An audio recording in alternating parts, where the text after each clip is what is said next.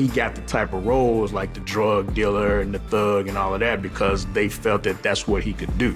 People were nervous.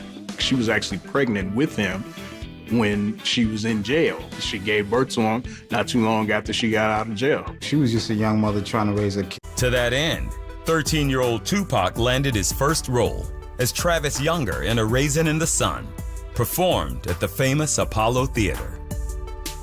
He said that the first time he was on the stage, he knew this was something that he wanted to do because that rush of attention from the people was something that he had never felt before.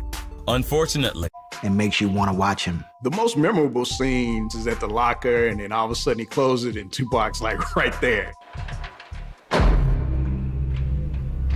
What's up?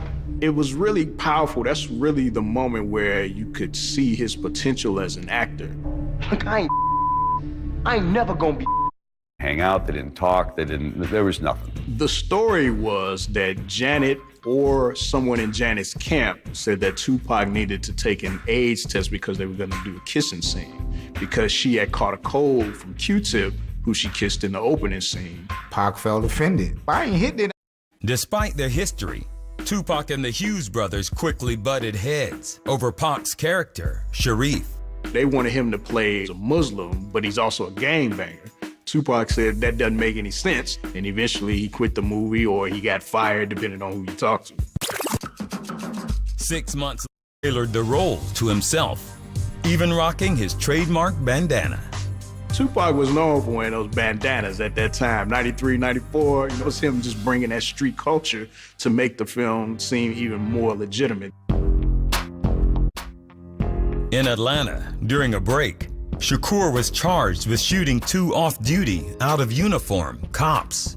They had stopped someone, and Tupac felt they were harassing the black man, so he just ends up getting into it with them and letting off some shots, you know, and it caused a lot of controversy.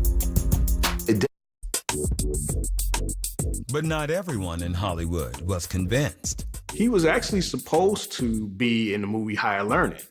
You know, John Singleton says he wrote the Omar Epps character for Tupac, but unfortunately, all the legal trouble he was getting into, it kept him from having that role. After filming Bullet, Tupac was up for a guest spot on Fox's popular cop drama, New York Undercover. But